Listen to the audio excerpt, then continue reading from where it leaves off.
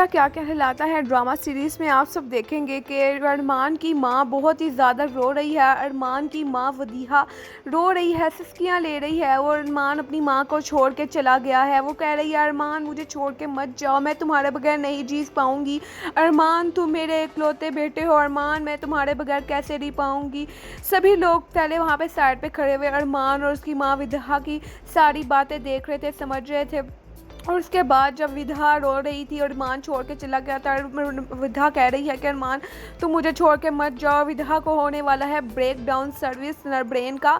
And then वहाँ पे आप सबको कंप्लीट डिटेल ये रिश्ता क्या कहलाता है कि ड्रामा सीरीज़ में जो आने वाली नेक्स्ट एपिसोड में आप सबको देखने को मिलेगा। चैनल को सब्सक्राइब कर लीजिएगा ताकि आने वाली कोई भी अपडेट आपसे मिस ना हो सके। विधा रोई जा रही है और वो कहेगी काजल को कि काजल तुम अरमान को कहो ना कि मैंने कुछ गलत नहीं किया, सब कुछ किसी और ने किया है और मैं बिल्कुल सही हूँ। जबकि काजल ज़मीन पे बैठ जाएगी विधा के साथ और कहेगी कि विधा मैं और झूठ नहीं बोल सकती। विधा हैरान रह जाएगी कि काजल ने क्या कह दिया है।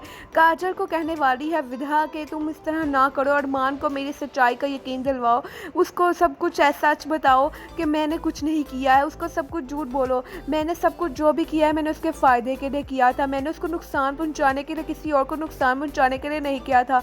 मैंने अपने बेटे अरमान की ज़िंदगी के लिए किया था, अपने अरमान के अच्छे मुस्तकबिल के लिए किया था। विधा रोती हुई जा रही है जबकि काजल कह रही है कि नहीं, अब मैं अरमान से या किसी और से अब कोई झूठ नहीं बोलूँगी, अब इस सब का कोई फ़ायदा नहीं है। विधा तुम चुप कर जाओ, अरमान ने आना हुआ था वो खुद आ जाएगा, लेकिन अब तुम्हें रोने की ज़रूरत नहीं है। लेकिन विधा कह रही है कि मेरे गुनाहों की सज़ा मुझे मिल रही है।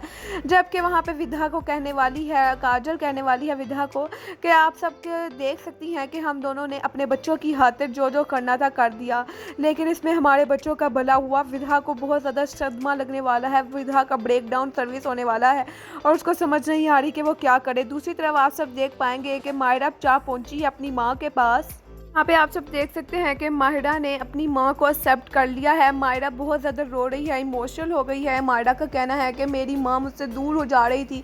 माहिरा को अपने पास में हुए ऑल ओवर अपने बचपन की सिचुएशंस याद आ रही हैं कि उसने अपनी माँ को किस तरह से रिग्रेट किया था। एंड देन वहाँ पे माहिरा की माँ उसको कहने वाली है, वो मेरा मंकी कोई बात नहीं, तुम मेरी बेटी हो, तुम मुझे अजीज़ हो, मैं तुम्हें नहीं छोड़ सकती, ना तुम मुझे छोड़ सकती। जो हमारी ज़िंदगियों में हो चुका था वो अब हो चुका है। अब मैं आपकी मम्मी हूँ, mummy for each other, for monkey are lover.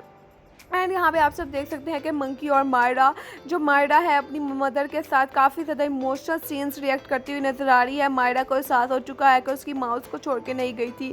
Family issues and crisis की वजह से उसकी माँ और दोनों दूर हो चुके थे। एंड देन मायरा अपनी माँ से मिल चुकी है, वो दोनों गले लगेंगी, इमोशनल सीन्स क्रिएट होने वाला है।